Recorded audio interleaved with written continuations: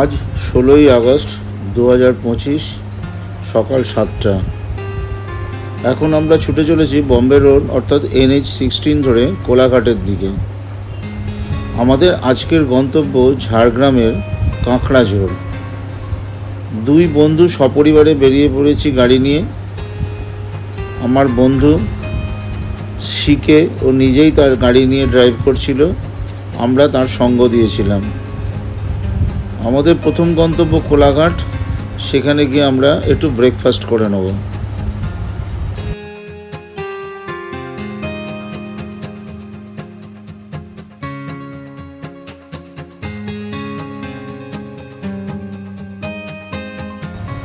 কচুরি, ছোলার ডাল আর চা সহযোগে ব্রেকফাস্টটা সেরে নিলাম।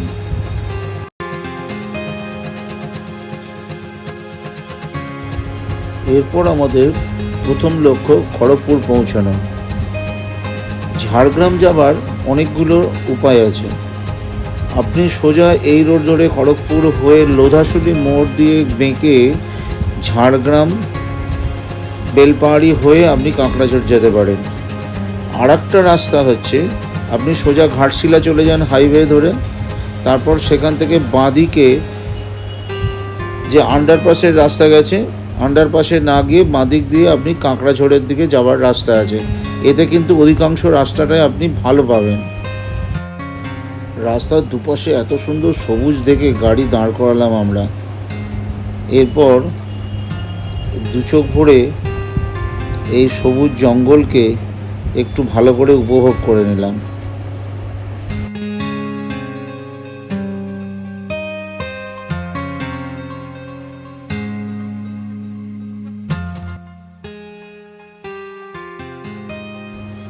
এরপর আবার ছুটে চললাম আমাদের গন্তব্যের দিকে। জিপিএসের বদান্যতায় আমরা কিছুটা ভুল রাস্তায় চলে যাই এবং লোধাশুলি মোড় যথারীতি ক্রস করে চলে গেছিলাম, বুঝতে পারিনি। তারপর লোককে জিজ্ঞাসা করে কিছুটা ঝাড়খণ্ডের ভেতর দিয়ে ঘুরে আমরা শিলদা বেলপাহাড়ি হয়ে তারপর কাঁকড়াঝোড়ের রাস্তায় গেছিলাম।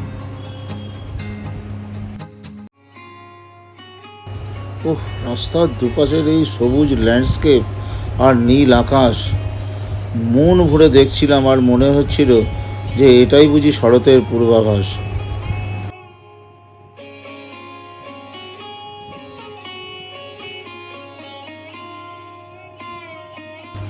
কিছুক্ষণের মুহূর্তের মধ্যে পরিবর্তন হয়ে গেল দুপাশের দৃশ্যপট, আর দেখতে লাগলাম প্রকৃতি তার কত রকম রূপের ডালি সাজিয়ে আমাদেরকে ধরা দেবে।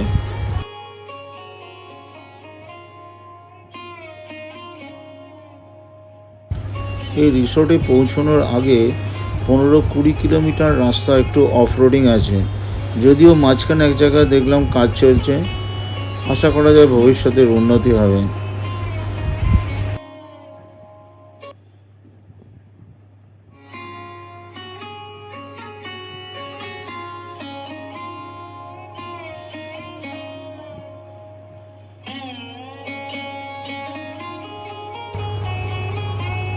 এরপর শুরু হলো কাঁকড়াঝোড়ের আসল রূপ।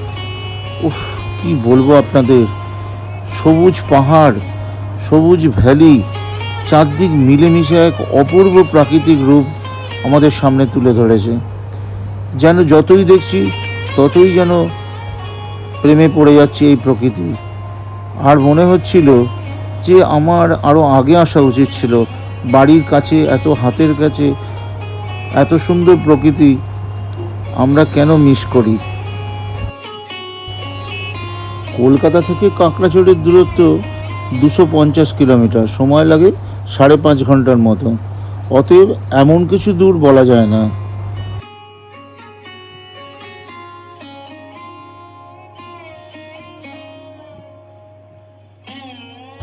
প্রকৃতির এই সবুজ রূপ দেখতে দেখতে আমরা পৌঁছে গেলাম আমাদের আজকের আস্তানা কেকাবনি রিট্রিটে। এটা হচ্ছে ওদের পার্কিং জোন। দেখা যাচ্ছে রিসর্টের টেন্ট।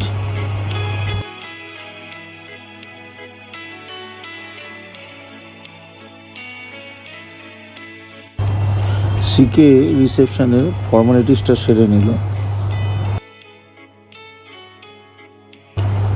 এটা হলো এই রিসর্টের ভিতর দিকটা। এই সিঁড়ি দিয়ে একদম ওপরে উঠে যেতে হবে, আর টপে হচ্ছে আমাদের কটেজ।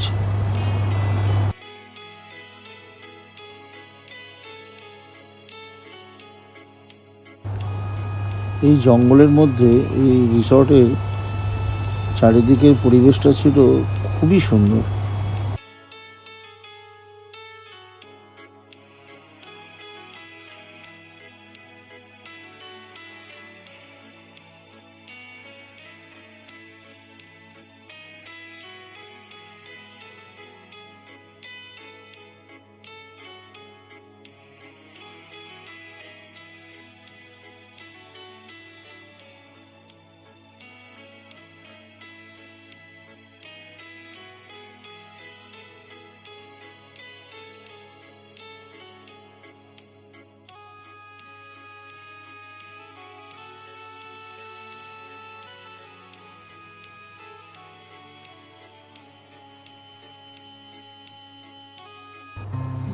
এই ছিল আমাদের কটেজ, যার নাম ছিল অন্তর্ধান।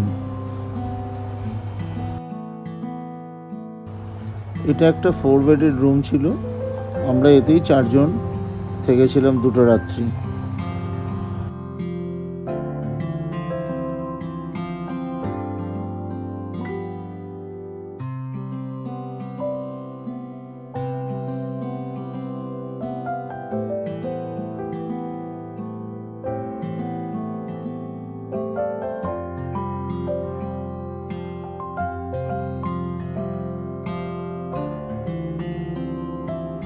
ঘর ছিল অত্যন্ত পরিষ্কার পরিচ্ছন্ন এবং আধুনিক সুযোগ সুবিধা যা যা দেওয়ার সবই দেওয়া ছিল, এবং বাথরুমটিও ছিল অত্যন্ত পরিষ্কার।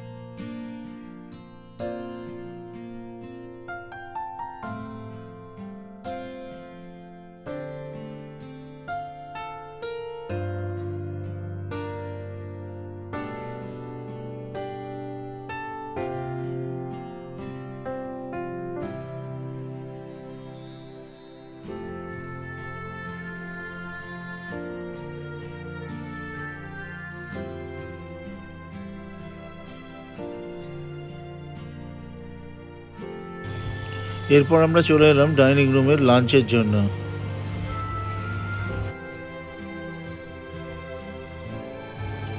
যথারীতি লাঞ্চ এসে হাজির। থালার ওপর শালপাতা দিয়ে সাজিয়ে পদগুলো এমনভাবে দিয়েছিল, দেখতেই একটা খুব সুন্দর লাগছিল। দুপুরের মেনুতে ছিল শাক ভাজা, আলু ভাজা, তারপরে আলু মাখা, ডাল, পটল পোস্ত, মাছ, চাটনি। খুব সুন্দর রান্না এবং আমরা খুব তৃপ্তি করে খেলাম। খুব ভালো লাগলো।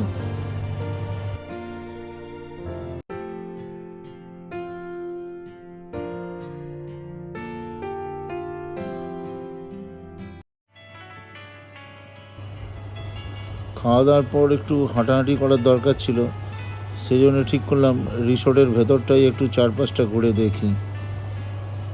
এবং বিভিন্ন রকম টেন্ট এবং কটেজগুলো চারপাশে আমরা বেশ ঘুরে বেড়াতে লাগলাম, বেশ ভালো লাগছিল। এখন রোজ জঙ্গল দেখো বলে তোমাদের ভালো লাগে না? হ্যাঁ, আমাদের যেমন টাউনে গেলে, শহরে গেলে, কলকাতার দিকে গেলে খুব ভালো লাগে, বড় বড় বাড়ি তাকিয়ে থাকি যে পয়সা দিলা। হ্যাঁ, ওদের যাই তো আমরা কাজে। হ্যাঁ হ্যাঁ হ্যাঁ।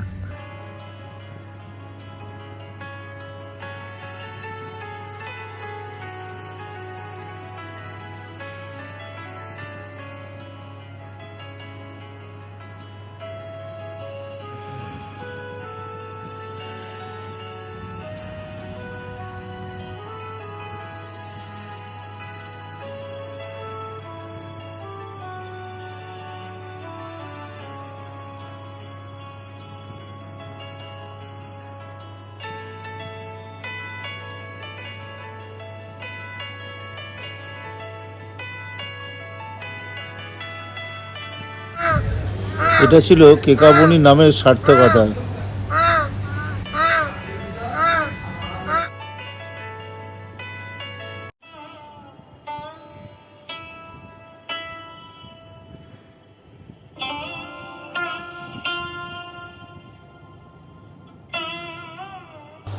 ধীরে ধীরে কেকাবনিতে নামলো গাঢ় অন্ধকার, আর জ্বলে উঠল সমস্ত আলো।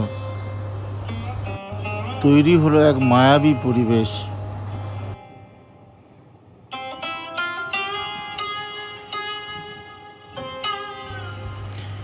কেকাবনির এই আলোকসজ্জা মনে করিয়ে দিচ্ছিল দীপাবলির রাতের কথা।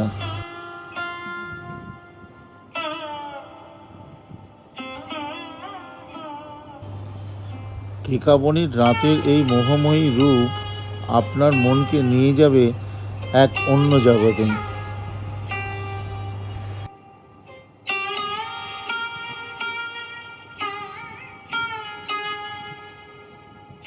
এরপর চলে এলাম ডাইনিং রুমে রাতের ডিনারের জন্য। ভাত এবং রুটির দু রকমেরই অপশান আছে। রাতে থাকে চিকেন, চিকেন না খেলে অল্টারনেট ডিমের ব্যবস্থা আছে।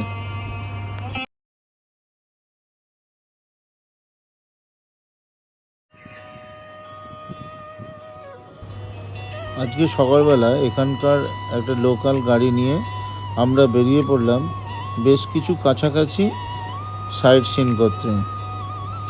তো এবার আমরা পরপর সাইট সিনগুলো যাব এবং আপনাদের দেখাতে থাকবো।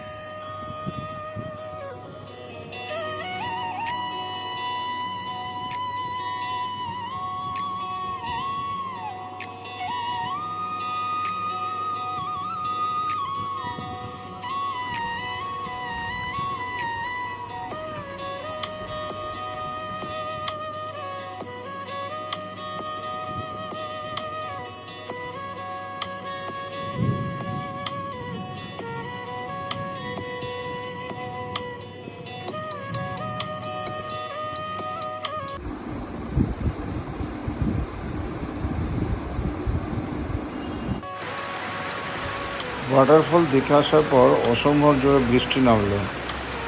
আটকে গেলাম এখানকার এই টেম্পোরারি দোকানের শেডের তলায়।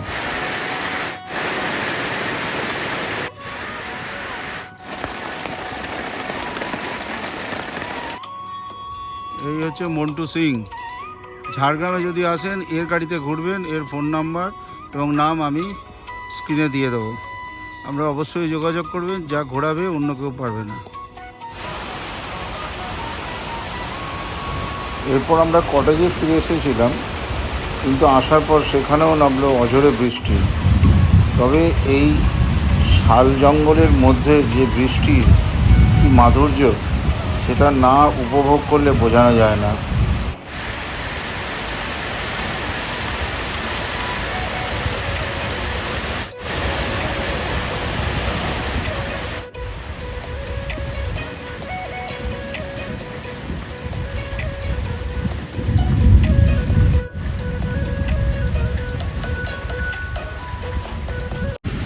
শিখে আমরা যে এই ঝাড়গ্রামে এলাম, তোর এই পরিবেশটা কীরকম লাগলো?